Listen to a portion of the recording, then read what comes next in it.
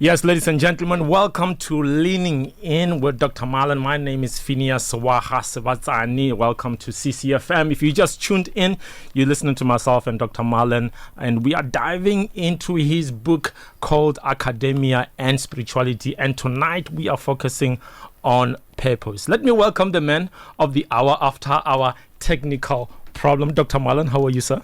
Good. Should I call you Marlon or Dr. Marlon? No, anything.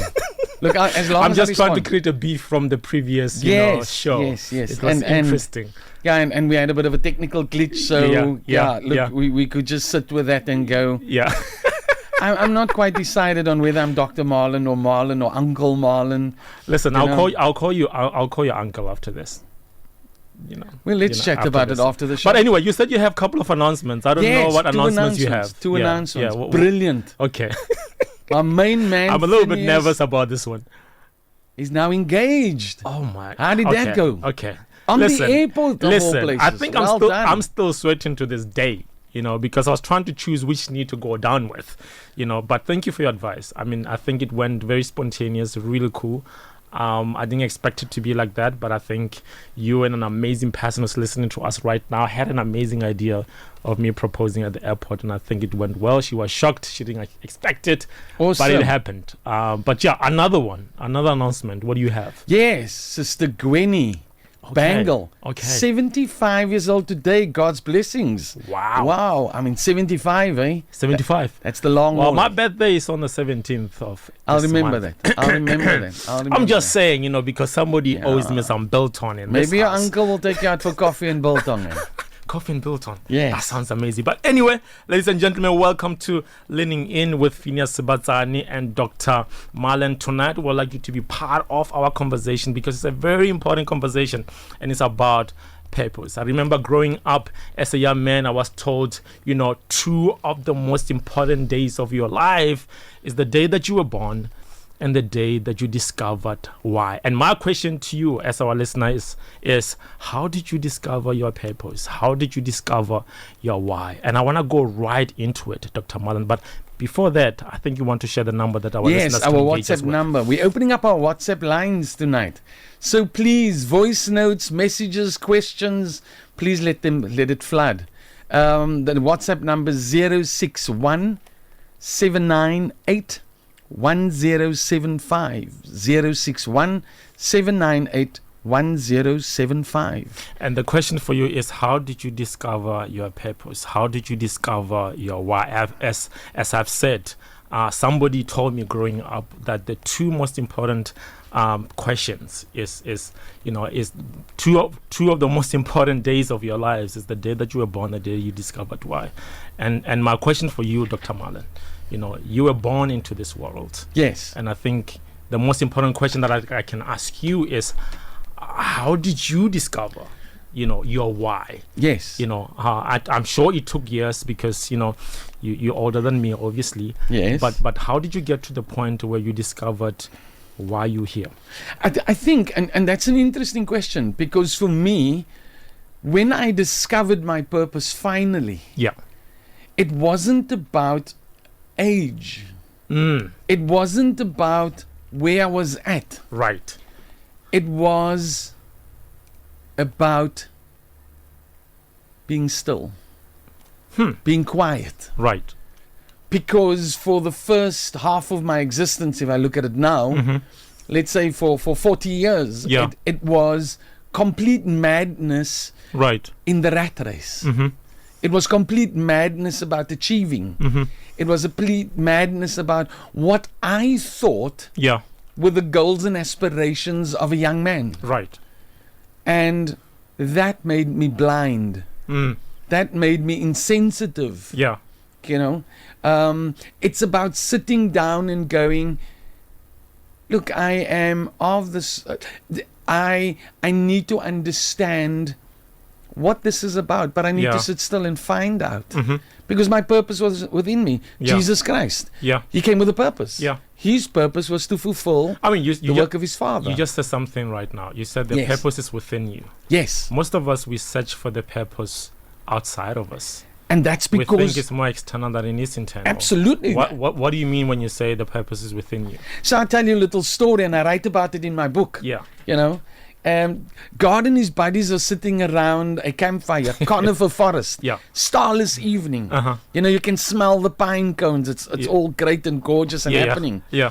And they have, so imagine this campsite, roaring fire, tents behind you, and it gets to the part of the evening where they're talking about, and God says to his buddies, look, I got this great gift, Yeah.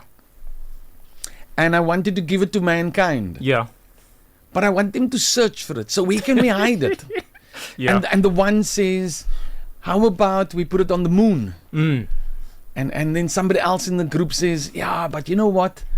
They're intelligent enough, they'll get there. They will get that. The other one says, put it in the deepest part of the ocean. Now Yes. they'll get there. Highest mountain, they'll get there. And then his son, who's laying in one of the tents, pipes up and says, how about putting it within them? Within. Because that is the last place they're going to look. What an adventure. Absolutely. Wow. And Jesus underpins that by saying Yeah. that the kingdom of heaven is within you. Mm. Nowhere else. Why do you want to go around, and why do you want to frolic around and look for and be distracted by the busyness? Yeah. And so Luke 17:21 exactly says, for indeed the kingdom of heaven is within you. That's where our purpose lies, Wow. within us. Within us. Each one his, her unique purpose. Let's define purpose, because for a lot of us, this word we play around with it very often. But I'm not sure if we understand the difference between identity and purpose. Yeah, you're right. You know, and I want to start where what I thought purpose was. I thought purpose was when I was at school. Yeah. My purpose was to go to school. That's what I thought. Yeah. You know, Yeah. and off to school I went every day. I matriculate, and then my purpose changed from being at school for looking for a job, Yeah. and then I'm looking for a job. Yeah. So that's been my purpose, and moving on and carrying on with my existence. Yeah. I thought that was my purpose. Mm. Right. And will you define purpose as existing or living? Say that There's a again. huge difference there Yes. between existing and living. I think a lot of us are existing, Yes. but not living. Oh, living. Yes. No, you're right. Yeah. And it's because of that existing, that meandering through existence, Right. right, that we find that we think our purpose. If you just tuned in, you're listening to Phineas Swaha Sebazane right here on CCFM with Dr. Marlon discussing his book called Academia and Spirituality. Tonight, we are specifically speaking about purpose. We just had some few technical problems, but they are all sorted out. Dr. Marlon, how are you, sir? Yes. There's I'm few here. things that you were talking about, Yes. about existing and living, Correct. that I think we need to go back to. Yes, so we're talking about we're talking about this understanding of living in existence, or should I say existing and living? Yes. So existing is just is just meandering through existence. Yeah. You know, we carry on. We have our various purposes, or what we think our purposes are. And when we start living into it, when we start living into our purpose, we realize that living has got more meaning. Yes. It's got more direction. I feel like living has more to do with being than doing. Remember, we had this discussion. Yes. So we shifted from being versus doing, Yeah. and we call it being and doing. Yeah. And purpose gives one of the things that come through strongly with purpose. Yeah. Is that I thought purpose was just a direction in which I plan into. Yeah. Yeah. You know? Yeah. Yeah. And I didn't realize that I was on this treadmill. yeah. You know, like that little hamster wheel? Because it just went over and over, and I wasn't contributing positively out of my existence. Right? I was providing, but I wasn't contributing to my existence positively. And before we had like a little bit of a problem there, technically, you spoke a lot about finding your purpose within Yes. yourself. So You know? finding my purpose within myself Yeah. is about becoming quiet. Mm. It's about sitting with Marlon Yeah. and understanding, because without knowing who I am, Mm-hmm. purpose is difficult. I mean, I say that because the last time I asked you a question, that our education, is it about putting things in or revealing things within us? Because you're speaking about purpose as something that is within us, but I feel like oftentimes it's not about discovering what is within us. It's more about putting things in, which I think gets to a point where we suppress what's supposed to be revealed inside of Absolutely. us. Look, we tend to not give life to those things that we don't know. We usually position ourselves, and here's a good one. Yeah. I position myself as a person, and I have certain ideas about what a good person is. And I want to model this idea of what a good person is. I was taught as a young Christian boy, you got to be good people. You got to be good. You got to be authentic. Yeah. But they didn't use those words. And guess what? I modeled this understanding of being good on what others were saying. What would you say God has created us for as human beings? To love. That was quick. To love. To love. What does that look like practically? When I consider this concept of love, Yeah. it says God is love. Yeah. Who dwells in God, dwells in him. Mm-hmm. And this entire, so we are chip of the old block. We then have this characteristic of love. Yeah. We miss the part. We focus on humility. Yeah. We focus on peace. Yeah. We focus on long suffering. Mm-hmm. But when you have love, you have peace. When you have love, the long suffering comes. When you have love, then you're filled with humility. When you're filled with the love of God, Yeah. that's what happens. And that unfolds the purpose. Yeah. Because it's a love, you know what, we speak about this peace. Jesus says, or in, I think it's in Philippians, where it speaks about the peace that surpasses all understanding. But have you ever experienced that there are moments that you are just quiet? Yeah. Yeah. Yeah. And in those moments, real things get revealed to you. There's probably a young man right now listening to you, you know. So how does he do this? How do I discover? Because a lot of us, we are told who we are, you know, and what we're supposed to do with our lives. You know, how can anybody that is listening to us find a place where they can start, you know, going on this adventure of finding who they are? I think most importantly, sorry to interrupt you, Yeah. not just who you are or what God has created you for, but I think sometimes we miss the whose we are in the midst of that, in Yeah. terms of who do we belong to, because I believe that I cannot define you because I didn't create you. Look, I agree. Here's the beauty of it. How do I allow those things that are in me Yeah. to come out? Yeah. Me personally, I started journaling. So I just started journaling how I feel about the day, Yeah. how I feel about what happened to me. Mm-hmm. I think there are things that plague me. Yes. There are things that plague me that I have no recollection of because it might have happened in my formative years. Yeah. But as I write, my subconscious opens because it's an art form, you see. And it's an art form that when you practice this writing, for me, Yeah. in journaling, and I reflect on what I wrote later on, Right. the answers start coming out. The answers start showing themselves. Oh, I acted in this particular way. I did this. I said that. Yeah.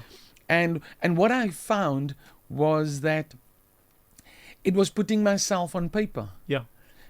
The greatest thing that I found out about Marlon was that Marlon needs to see things visually. He needs to see now you're taking me back to school, because Absolutely. there's different ways of learning. Sometimes Correct. Sometimes you can think somebody's dumb because they don't learn the same way as you. Like I'm a very visual person. I need pictures in order to digest something. Like your book is a lot of words. I need pictures. Absolutely. So give me a picture. Yes, give me Yeah, a picture. yeah. And here's something interesting. Deborah Hess, I just read the top of a WhatsApp, Yeah. and she says that she found her purpose in depression after losing a mother. Sheesh. And guess what? At your lowest. Because that is the time you became the most quiet. That's the time you became the most reflective. That's the time where you become hopeless to your own intellectuality. You become hopeless to your own understanding. Why lean on the understanding of man, including It myself? sounds like there's purpose in pain here. Absolutely. But a lot of us, we want purpose without pain. We want purpose without pain. We want So- muscles without going to the gym. Absolutely. So the beauty of it is that when you sit with that pain, and I just want to reflect on this, that when we sit with that pain, it's about understanding what brought about this pain. And guess what? It shreds away all my ego. It takes me down to my core. To your place of humility. Absolutely. And that place of my core, the rebirth starts. Do you think finding your purpose has a lot to do with knowing your identity? Well, look, there's various sort of formulas of finding identity. Because I am a social creature, I tend to morph. Depending on, I tend to morph depending on where I'm at. Yeah. So there was hardly authenticity to it. Right? Wow. There Yeah. was hardly authenticity. Yeah. Yeah. Because in crowd A, I would be for crowd A. Wow. In crowd B, I would be for crowd B. So you become a chameleon. Absolutely. You regulate and adjust to Absolutely. whatever. Because I wasn't happy with accepting Marlon. Ooh. I wasn't happy with the outfit that Marlon comes with. Why do you think people don't accept themselves? Do you think it has a lot to do with the fear of men and rejection? And Wow, that's a good question. people pleasing. It just gets piled on in your formative years. You know, you're not good enough. Yeah. You're fat. You're stupid. So many things come out there, in your formative years, and your subconscious actually just accepts this, and it clothes this. It creates the layers. So you would say that your purpose is found in your authenticity, Yes, in that vulnerability. in that vulnerability. Yeah, in that place of, because that's the only time you're really quiet. Yeah. Think about Yeah. it. Yeah. Yeah. Yeah. Back in the day, I was regarded probably as cocky and arrogant, or not too long ago, Yeah. that had a quick answer for everything, right? And I could snap back and bounce back, as they say. Wow. You're taking me back to, comparison is a thief of joy, because a lot of times we compare ourselves with other people. I want to be Dr. Marlon, and we don't get to a place where we are actually say, I just want to be myself. Yes. People go around and go, I want to be like Moses. I want to be like Elijah. I want to be a warrior of prayer like... And sometimes we don't want Esther. the pain that comes with that. But we don't realize that they were forged in the fire. A fire that I was maybe not built to resist. Yeah. You know what I'm saying? Yeah. So I You want to become wine, but you don't want to, be crushed. Absolutely. So You want the anointing, I want the rewards. You want the oil, but Yeah, I don't want to suffer for it. you don't want to suffer for it. I mean, Natasha said she found her purpose in her brokenness.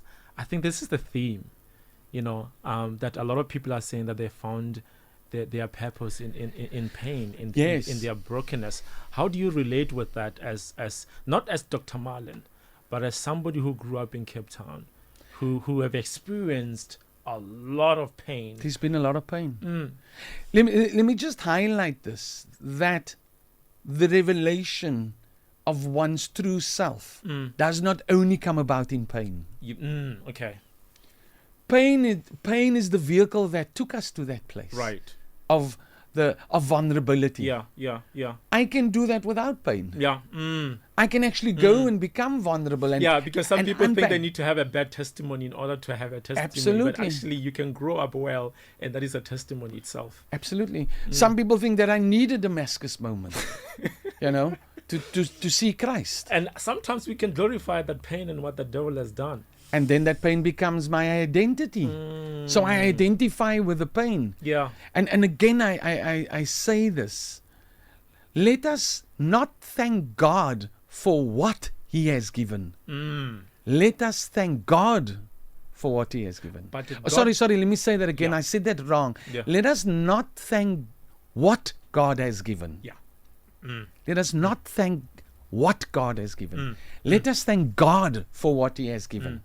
So many a time it's the vehicle to get us. It's the means to the end. Yeah. But Yeah. guess what? We hang on to the vehicle. And we forget about the end. Yeah. So in pain and many, I've experienced those moments with the passing of my mom, the passing of my dad.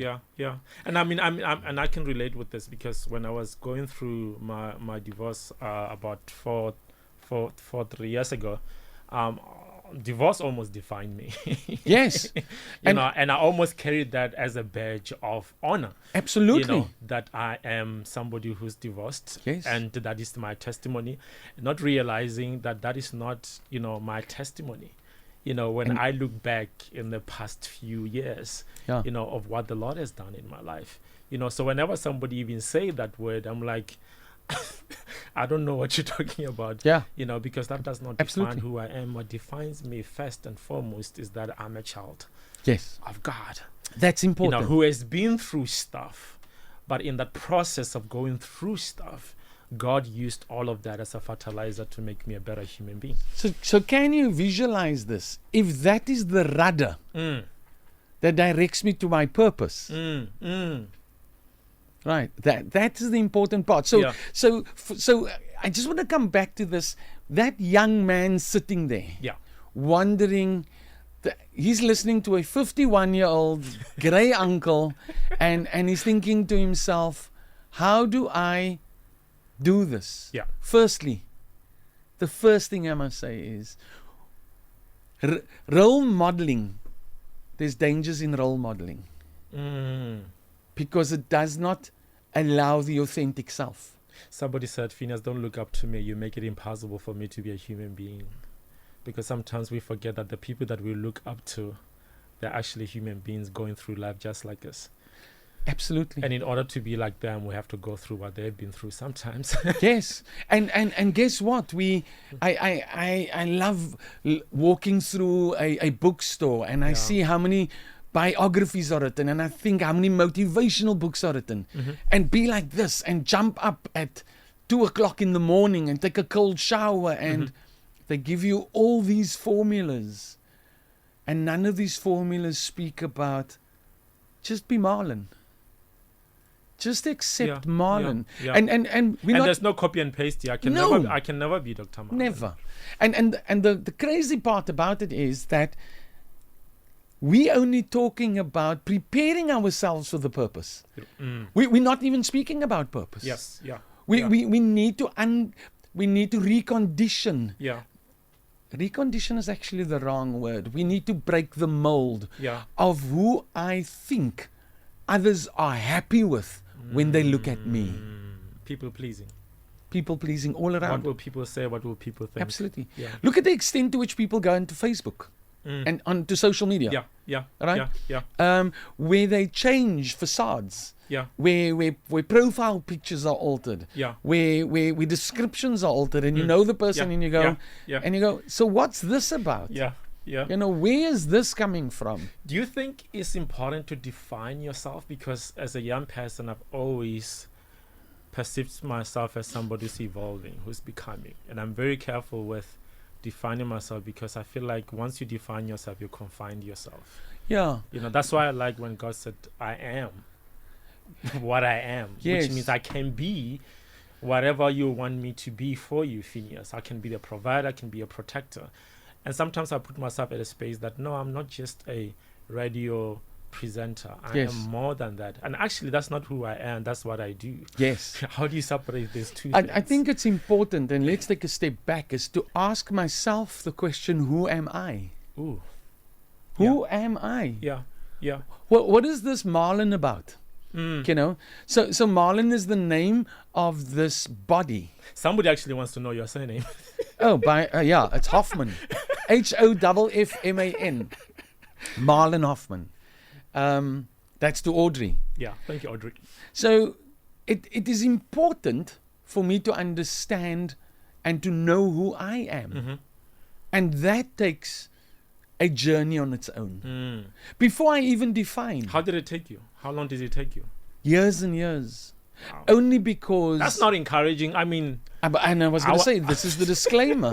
The disclaimer is only because I fought it for so long. wow. It could have taken a moment. What did you think you were? And were you taught that you are? Look, that before you discovered who you truly are? What are moments that defined you? Let me first start by what I thought I was. I thought I was, and the ego and the arrogance just kicked in. I thought I was one of the biggest gifts to my friends and family around me. You know, that I was the one that provided direction, and because I was told, you know what, you were a true leader. Yeah. You know, you are a leader, Marlon. You are the eldest. You need to take up the staff, and you Yeah. need to carry on. You know, parentals. My parents didn't have. Me growing up didn't have that good of a relationship. Yeah. And I found myself comforting my mother. Mm. That slanted things. Wow. Because now I grew up, instead of being 8 years old, I was now 18 years old and 28 years old. Yeah. Trying to comfort a grown woman Yeah. through her pain and struggle. Speaking about grown women, I want to go into age. When it comes to purpose, is it about how long you have lived or how well you have lived? I would go with how well you have lived. Mm-hmm. And I want to add to it, how aware have I become of my inner being? So prayer is a good indication. Authentic prayer is a good indication. You know, Romans 8 speaks about the Holy Spirit groaning on your behalf. Yeah. So where I try and go is to pray, and I say, Lord, allow your Spirit to lead me in my dialogue with you. Wow.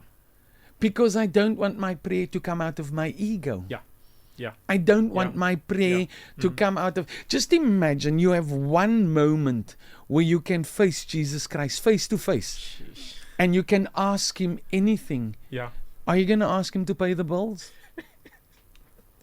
Are you going to ask him to remove this and remove that? He has the power of eternal life. Yeah. And I am willy-nilly around with a car that I want to pay off, a house I want to pay off, that I'm going to leave behind when my time comes. Yeah. And that speaks to where I'm at in my authenticity. Yeah. Am I bargaining with things that are transitory? That's a big word. Yeah. Am I bargaining with those things that has a temporary value in my life? Yeah. You know, and I remember that as a young man. I remember working my back off. I remember working my back off in a retail store, a grocery store. Yeah. And then I realized that I wanted to pay at that time 500 rand, 300 rand for a pair of tackies. You know how hard it was for me to stand in the shop, Jack Lemkes, in St. George's Mall. The guy looked at me, the Jack Lemkes, the owner, he looked at me and he says, you know, are you going to get on with this transaction? There's other patrons. And I stood there contemplating whether I must give off this, because it's equated to 3 weeks of work for me. Wow. Wow. I'm looking at time right now, and I have so many questions for you, but I'm gonna lay them down, in service of you for next week. But one important question that I want to ask you, about purpose.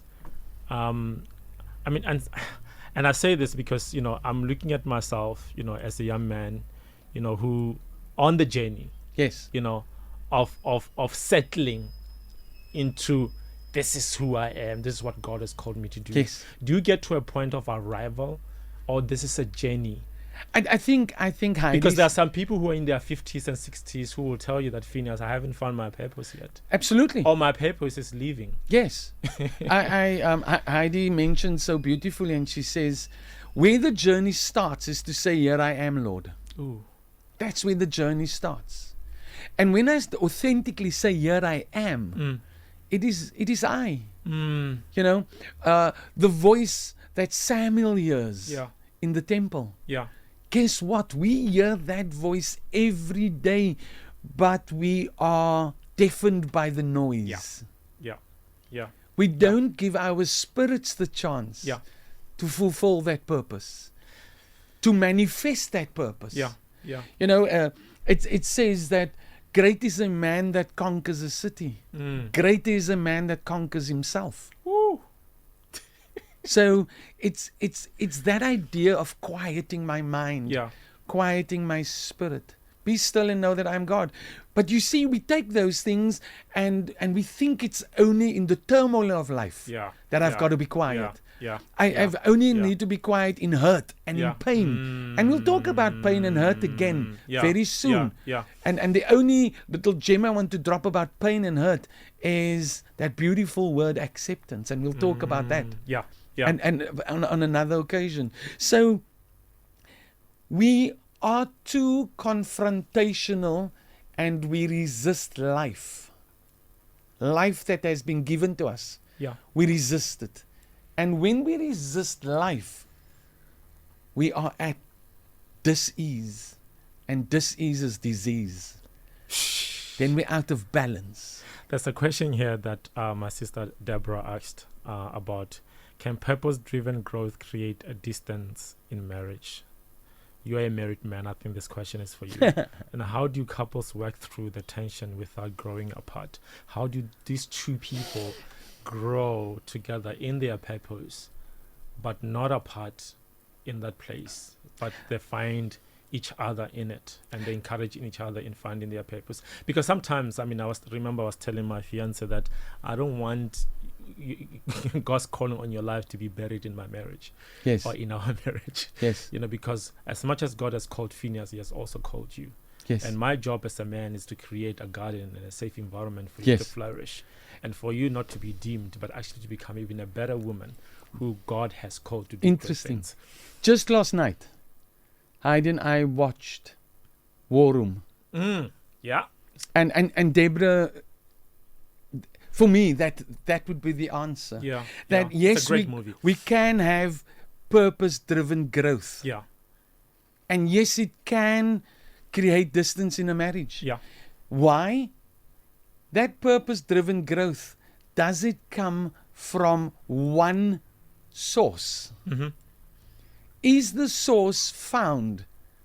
Do we find that source together? And that's important. Yeah. And then I look at, okay, so let's talk about this. If this is my purpose, I want to know, why is that your purpose? So tell me, why is that your purpose?